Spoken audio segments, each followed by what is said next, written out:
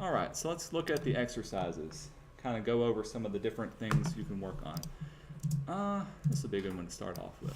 First of all, if anyone ever brings you photographs that you need to restore for them, and you need to scan these in, you have a scanner, you have something set up to your computer, set your scanner's resolution to at least 600 dpi. Now a good printing resolution is 300 dpi, but having that double the amount of information you need will make it much better, give you a lot better quality of a print for your final product. Also, it'll give you an opportunity to print them bigger if you ever needed to. So scan your resolutions at 600 dpi or higher if possible. So for this one, we've got a couple of problems with it. First of all, you can tell the color on it is a little bit faded. It's got that cyan kind of look to it. Some people like that, but I'll show you how to get rid of that. And also we've got these ugly creases going down the side edges of this one.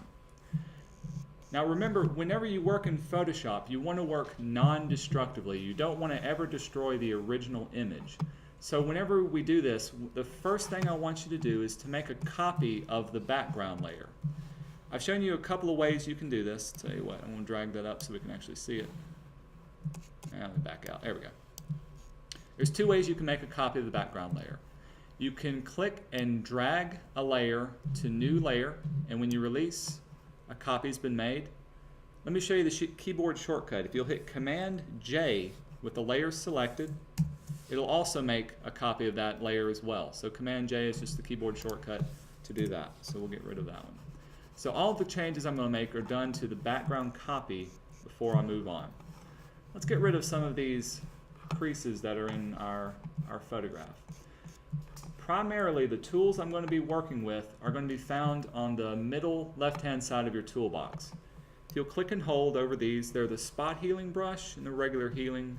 We also have the patch tool. A new tool is the content aware move tool.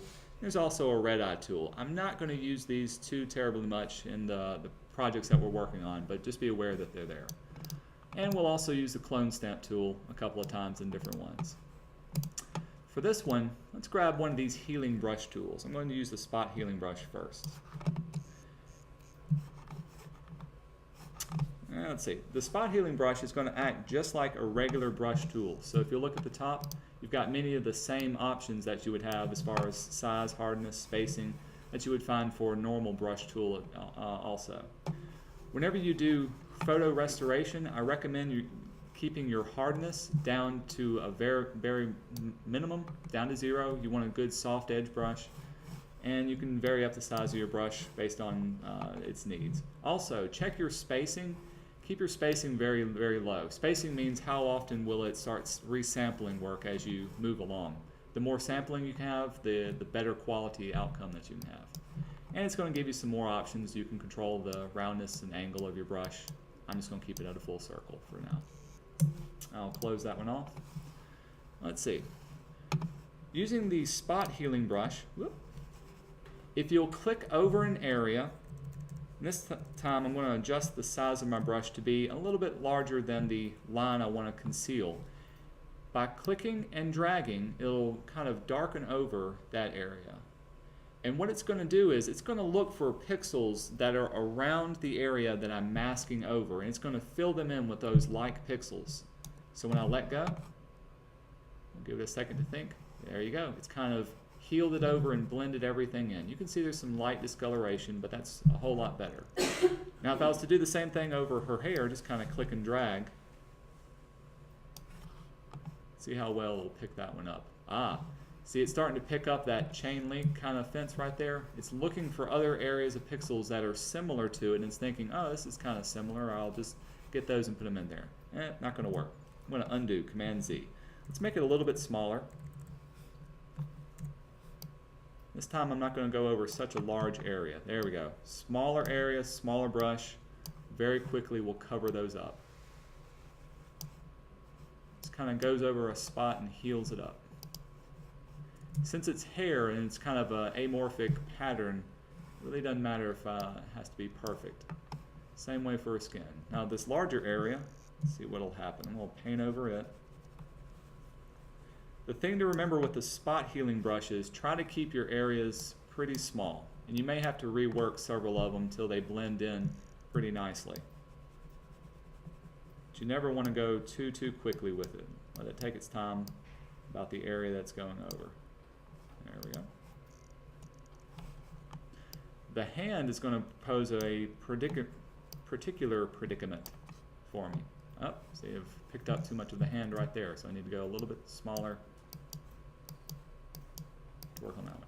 Now, if I was to just paint over her hand, of course, it's going to blend all of that in. But now I'm starting to lose part of her fingers. I'd like to have a little more control over what I pick up and what area it should be in. For that one, let's go back over. Instead of using the spot healing, we're just going to use the regular healing brush. The difference between these two, is that I can control where I want the sample to be picked up from when I do my healing. So before it was just looking for near pixels that are like. For this one, I need to hold down my Option key first. You can see I get a crosshair. Click on an area that you want to pick up pixels. So in this case, I'm going to zoom in.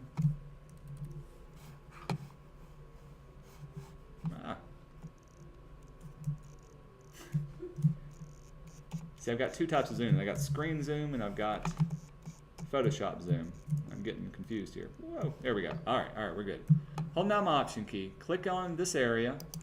Now when I start to heal the brush, you can see I've got, it's really small, but there's a smaller brush that's following me along. It's picking up those pixels and it's blending them into this area.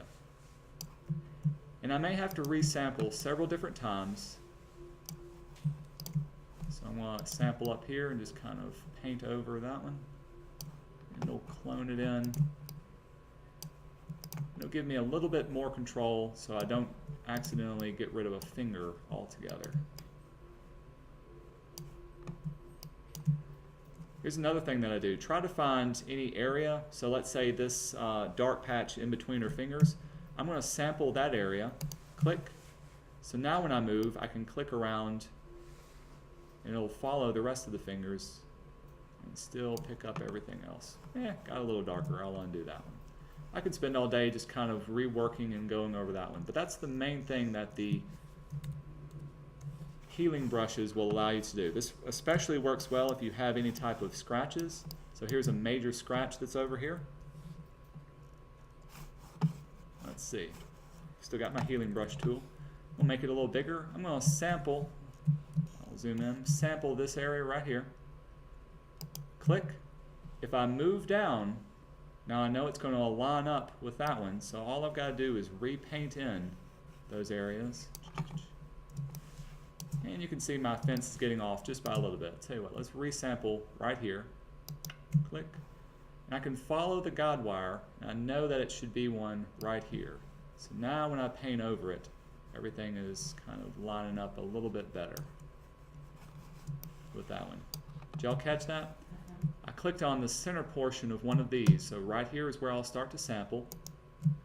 Then when I move over, you can even see it gives me a preview of what it will look like. When I click again, I can follow along, and since that pattern is repeating, it won't get off too much. So that's where the healing brush really comes in handy versus the spot healing brush.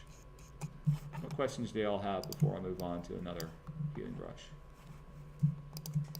And you can go in, also try to look for any little small spot. So here's a small spot right here. Pick that one up, wipe it away. All good. What I want you to do is strive to make these as close to the original as possible. So this means zooming in on different areas. Look for areas right here that may have mold on them and get rid of those. Small things up here along the edge. I won't do them all, I'll leave them up to you. This one over here would be a great one for, let's see how well the spot healing brush would do. I remember having to do this in older versions of Photoshop, and all you had was a clone stamp tool. It'd take you forever to do it. Oh, I'll hit continue. Remember with the spot healing, you don't have to hold down Option. I'm just going to click and drag over that one. See what it'll do in one click. Hey, not too bad. Kind of got a little discoloration, but a lot better than having the scratch that's on there. And you can get really carried away and have fun doing these type of things.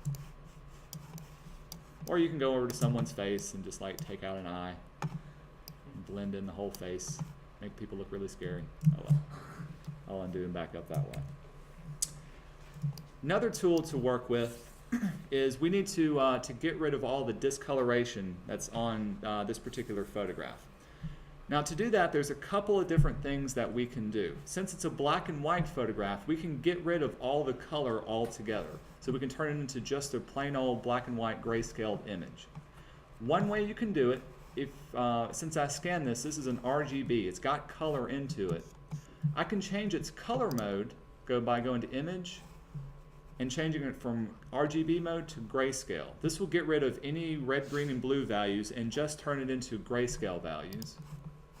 It's going to give me a warning. Are you sure you want to do this? And if so, do you want to flatten it? I don't want to flatten it. I want to keep my layers, so I'll hit don't flatten. It's going to say, are you sure? We'll do discard. And now I've got just a plain old grayscaled image.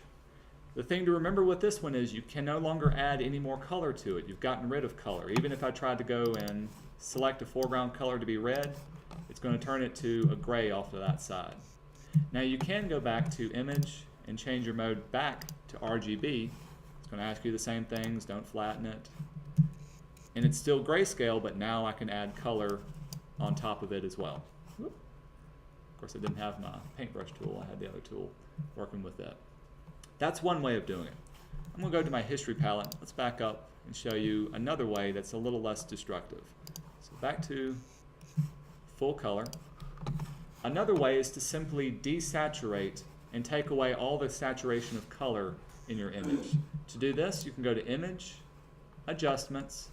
Down at the very, very bottom, here's Desaturate. Notice it's Shift-Command-U to do this. With that option, it takes away all the color and desaturates the entire image, and everything is now grayscale. Pretty cool? All good? What's the difference between the two, is there? This one still keeps your color mode at RGB.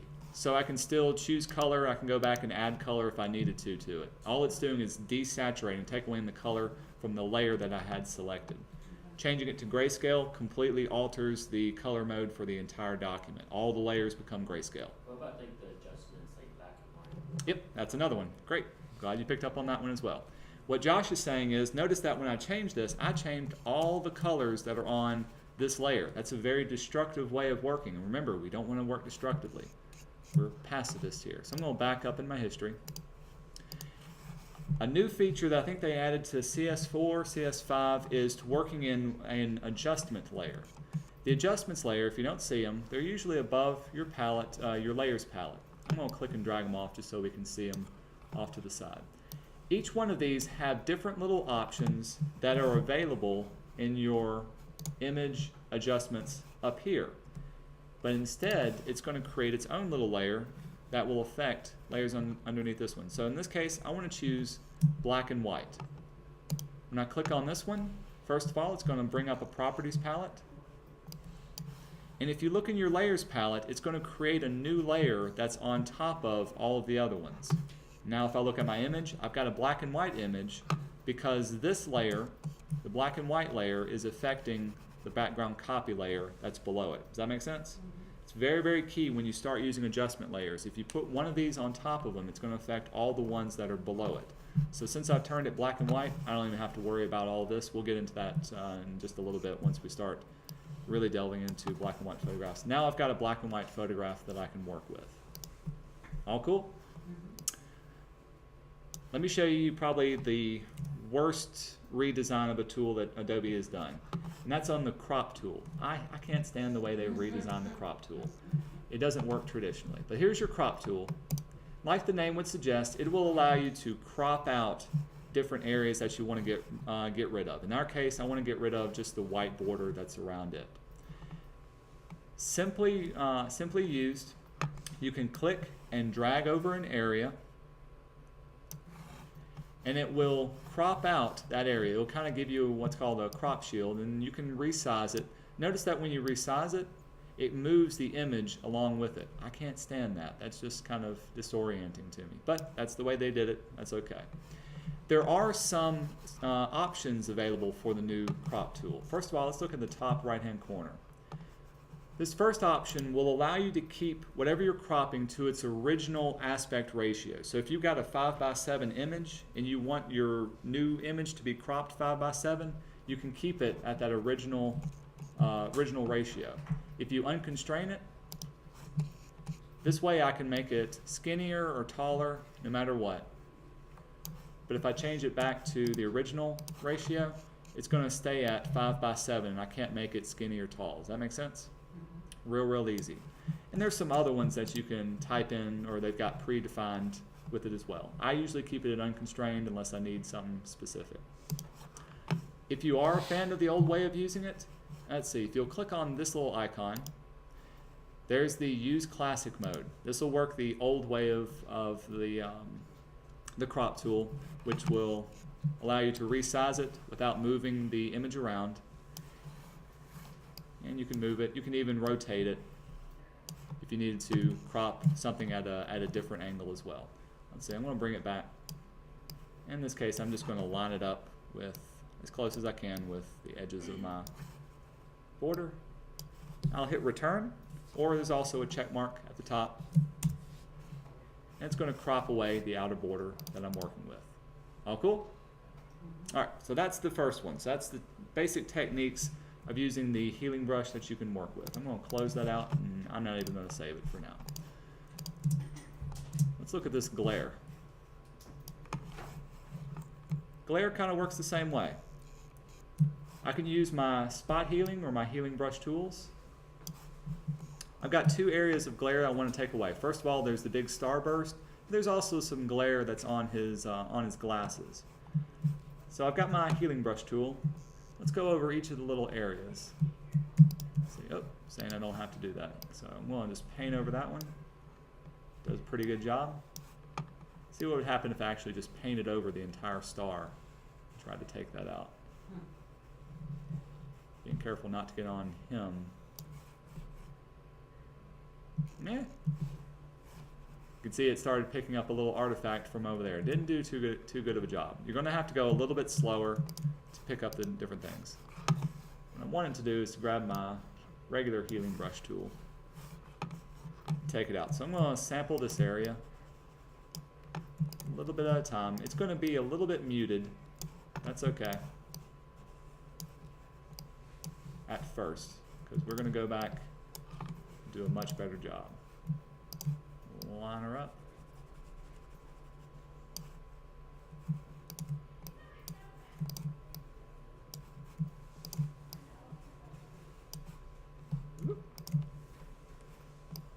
Let it get carried away. It's not going to work out.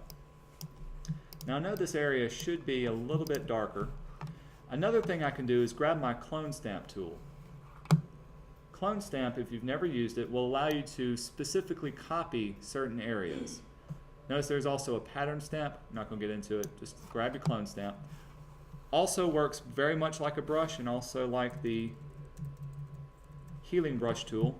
Hold down your option key and select an area. So I want these darker pixels. And you can paint those particular pixels over this area and they'll very easily blend them in. Make it smaller and work with it. Like I said, this is more of an art, so it's something that may take a little bit of time and practice to get into. Let's get some of these down here. But you can easily, quickly paint it in. Now you can see all I've got to do is take away those spot areas as well. Let me show you another tool. The patch tool. Patch tool will allow you to select a specific area and then drag it over to another area that you want it to clone into. So it's going to work like a selection tool at first. So I'm going to click and drag. In this case, I'm going to select just that highlight. You can see I got my little marquee selected. Now there's some options I can use for my patch tool. Let's go up to our options palette and see what I've got. I've got a source and I've got a destination. Right now I'm working in source mode, so let me show you what this will do. Back up and go back into him. I'm going to click and drag over, and you can see when I do, it's going to start following what area that I'm covering up. And what I want to do is to choose an area that's close in pixel value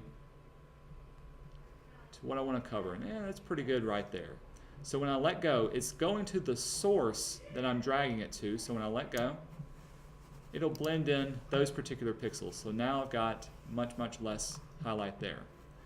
If I was to choose destination from my options, I would first have to choose where I want the pixels to be chosen from, and then drag it on top of that area and have it blend in. And it's going to take a little bit more practice with that one. Let's reselect it. I'm going to go back and change that to source and plop it in right there. Pretty cool. You could also use destination.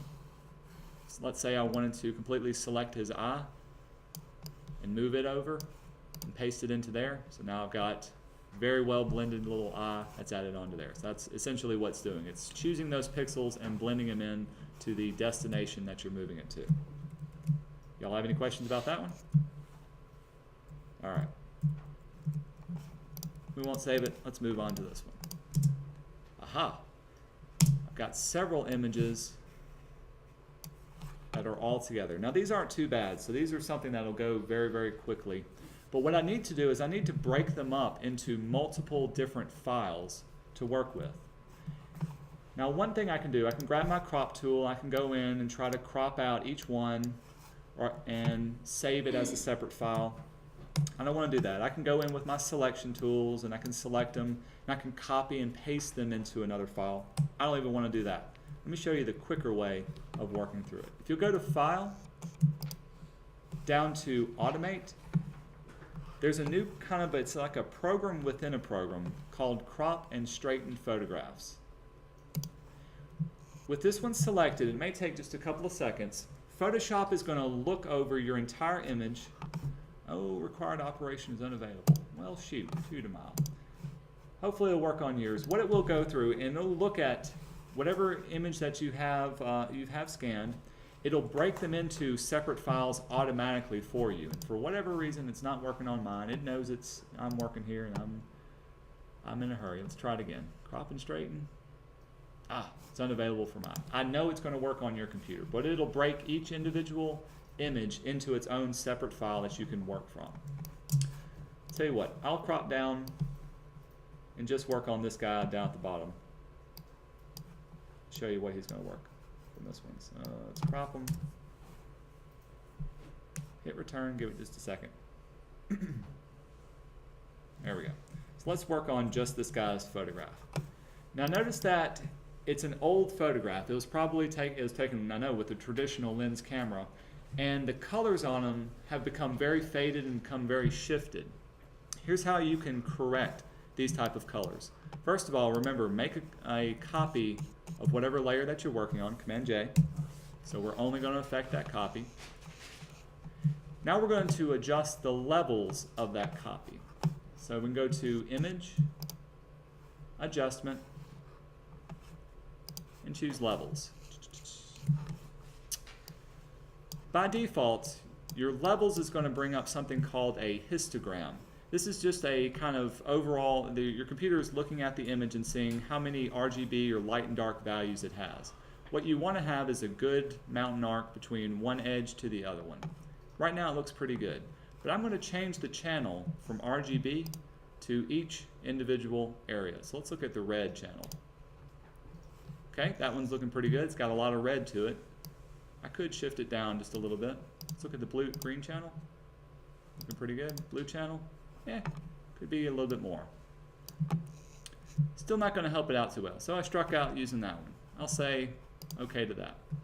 If that doesn't work, there's a quicker way of doing it. You can always go to Image, Auto Tone, Contrast, and even Auto Color. This will allow Photoshop to look at whatever you're working on. I'm going to choose Auto Color.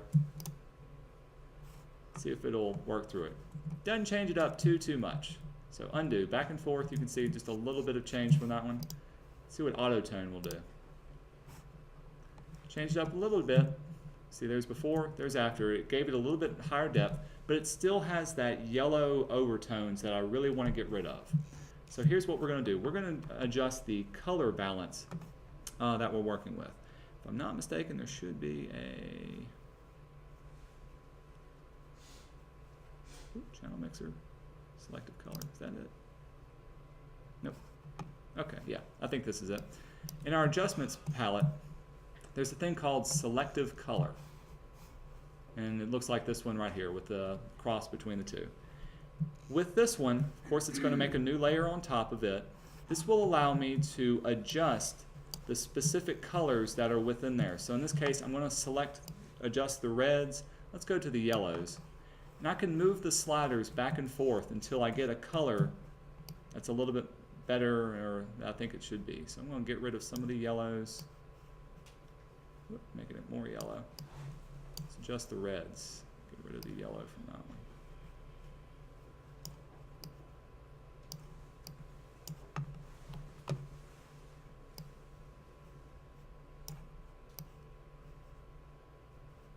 Oh, getting closer.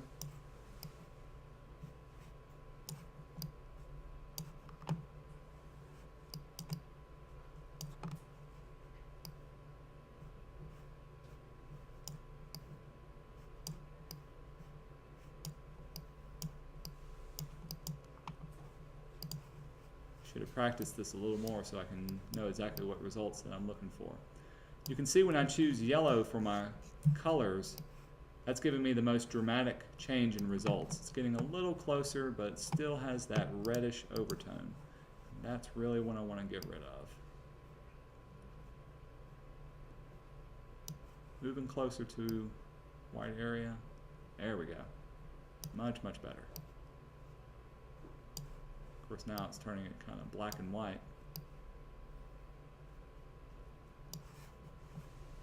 So there's before, there's after. Much more muted type of effect. Before and after that you're working on from there. If I did want to bring back up some of the saturation, notice that it's very desaturated, I can always go to Image, Adjustments. Instead of hue and saturation, I actually recommend using vibrance, because this will give you the same saturation levels, but it'll also allow you to get a little bit more control. Whoa, really starting to blow out that background. More vibrant of color. I'm going to let y'all play around with this one to see how well you can get. The main thing is get it away from shifting to one color onto the other one. Hopefully that crop and straighten thing will work out for yours a little better than it did for mine. Any questions about that? It didn't work for yours? Okay. I'll have to look into that one. Here's another big one. So let's say you've got, this is a very sad photograph. I don't know what's going on. I don't know if she's laughing or if he's consoling her. Good story to it. But obviously you can see I'm missing different areas of the edge. So we want to recreate it. Luckily, the background isn't too important. It's just that textured area. Now I could grab my clone stamp tool, make my brush really big.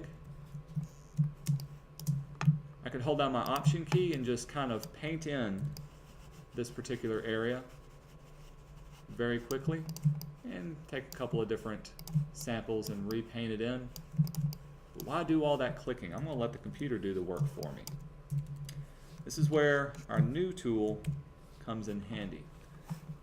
In our case, we're going to use the Content Aware fill.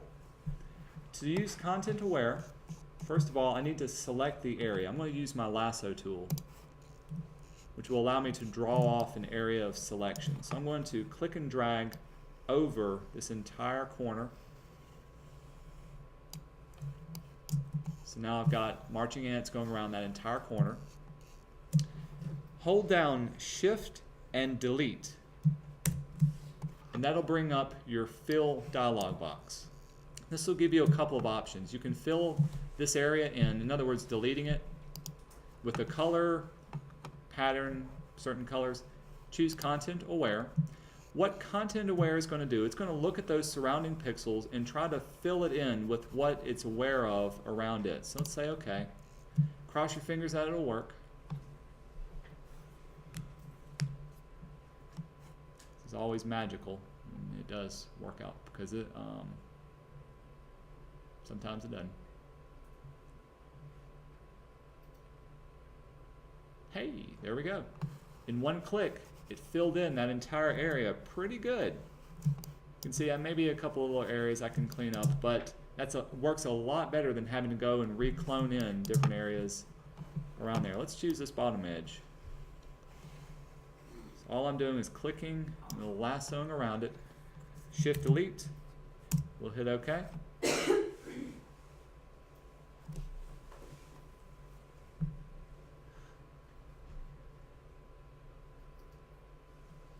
Awesome. Filled in that area right there as well. Again, this one probably needs some color adjustment. So let's go to image. I'm going to do auto tone. Ah, looks much better there. Dramatic results. So that one definitely got rid of that red shift that you're working on. So now everything looks really good. We'll close that one out. No need to save it. This is another common problem that I get, is trying to get someone who has an image that they scanned from a magazine or a newspaper and they want it to look good. Now if I was to zoom in, you scan this from a newspaper, this is what it's going to look like. It's going to have that dot pattern, especially if it's an older newspaper. It's going to have a really bad small picture dot pattern. Now the first thing you need to tell anyone that you work on is there's no way I can get good details from this. There's just not any good details to work from. But you can get rid of the dot pattern pretty well using a filter in Photoshop. Let's move my properties and adjustments out of the way. Again, I'm going to make a copy of my background layer, Command J. Go to Filter, go down to Noise, and choose Median.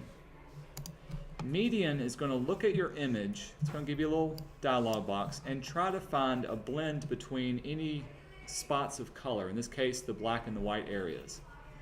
Now if you had it really, really low, of course it's not going to do any different. So I'm going to adjust the radius, and as I bump it up, you can see it starting to blend those together. Now if I go too crazy, it's going to blow everything out and you won't be able to see anything.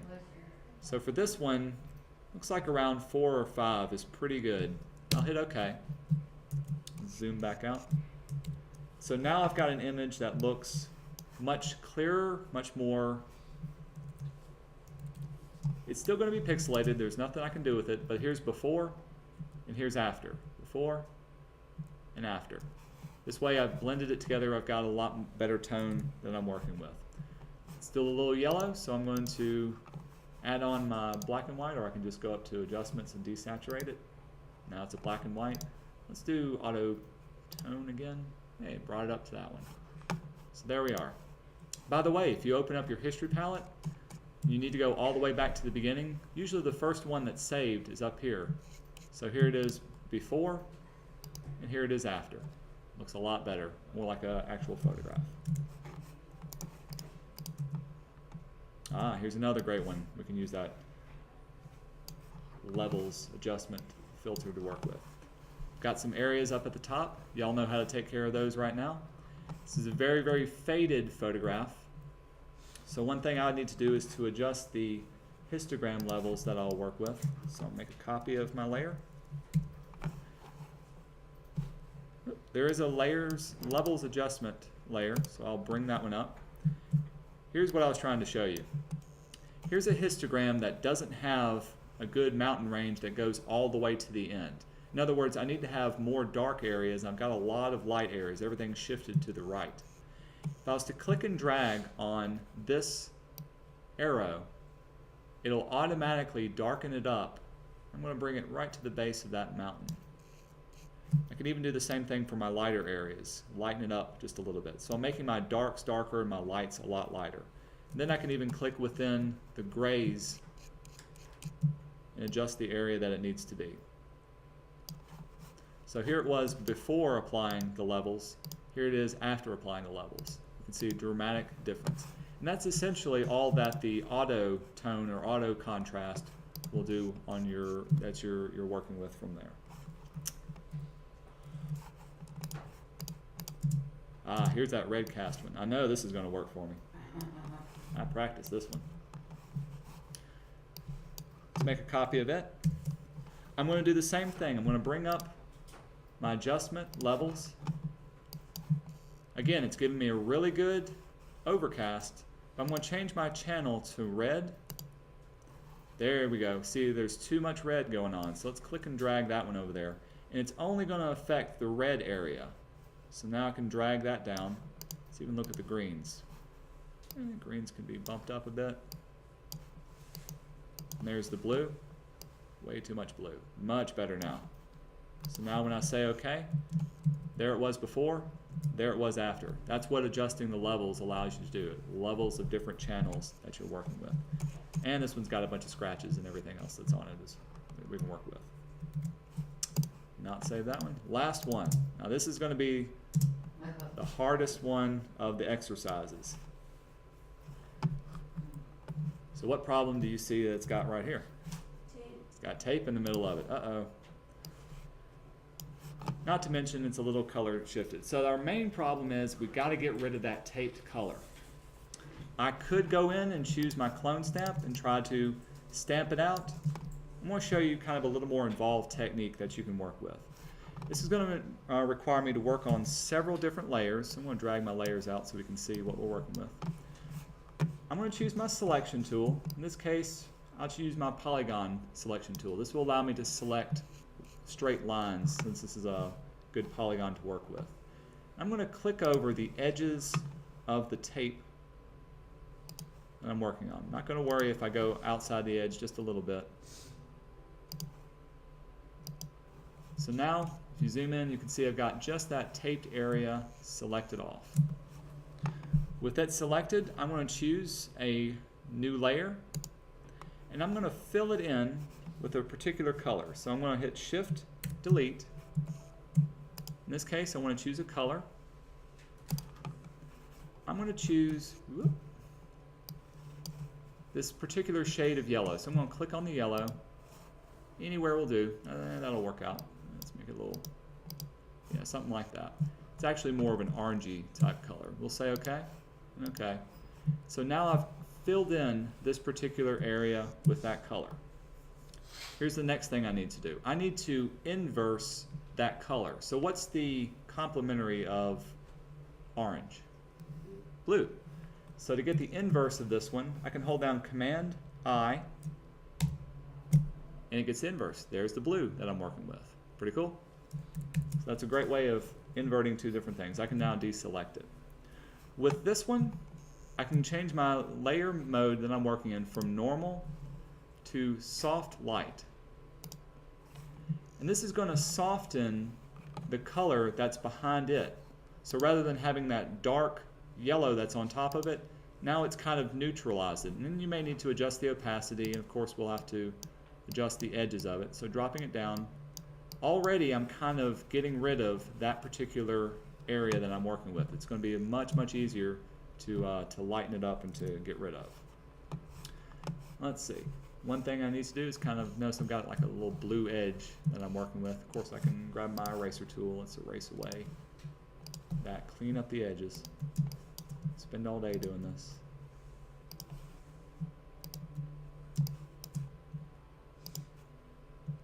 This is going to get rid of any major area of color that you don't want to have. Now I'm going to simply merge layer 2 with layer 1 because I'm kind of satisfied with the colors that I'm getting with it from here. So I'm going to select both of the layers, shift and click on both of them. Here's my drop down menu. Go down, here's merge layer, yeah, merge down. So merge those two together. Uh-oh, not merge down. Merge layers, there it is. Doop.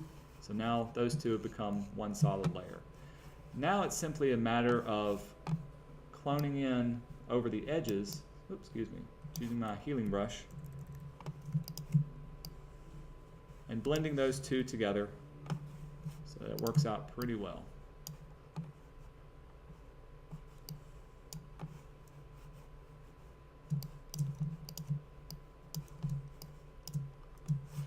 I could also use my patch tool. So let's say I wanted to particularly get rid of this area, select it, and it'll blend in between those two. It'll also help me get rid of this large gash that's right there. Blend, blend, blend.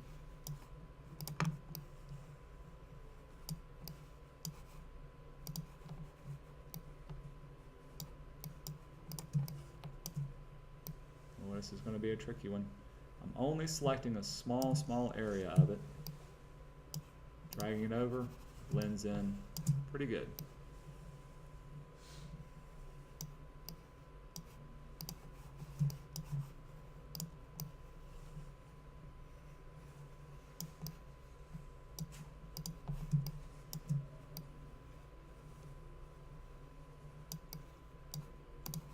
Y'all go away, I'm having fun. Oh, that's gonna be, so I've got that grill, that good pattern. Remember when I move it, I wanna get that pattern lined up as close as possible. So now that works through there.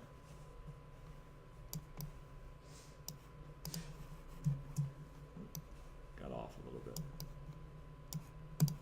Take your time, don't rush like Mr. Ivy's doing. You'll do pretty well. Y'all kind of get the idea as going forward. This may not be 100%, but it certainly looks a lot better than what the original had from there. Any questions over any of the tools that I've shown you today? Like I said, it's going to be more of an art than a science. There's no 10 steps you can follow that'll work for everything. But play around with each of those tools and each of those techniques to fix the images that you have. Oh, I need to show you all one more thing. This is really important for turning in your work once it's done. If you don't know how to compress a file, once you're done, I want you to save all of your images back into the exercises or the projects folder that you're working in. So you'll save each thing as a JPEG in itself. With them saved into the folder, click on whichever folder that you want to compress. So we were going to turn this into a zip file. Hold down Control and click on the folder. One of the options is compress and the name of the folder.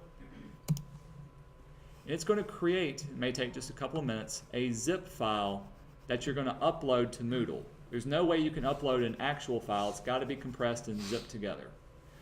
One thing to remember, or to at least make note of, this file is going to be pretty big, 21 or 20-ish megabytes once you're finished with it. So it's going to take a little bit of time to upload this to Moodle, but there should be plenty of space for you to be able to do that. But just kind of know it's going to take a little while. So don't fret if it takes more than 5 minutes, because last night it took me like 10 minutes. Of course, my wife was watching Downton Abbey in the other room, so we watched the internet, TV. Oh, well, so my internet was really rocking. Questions? All good? All right.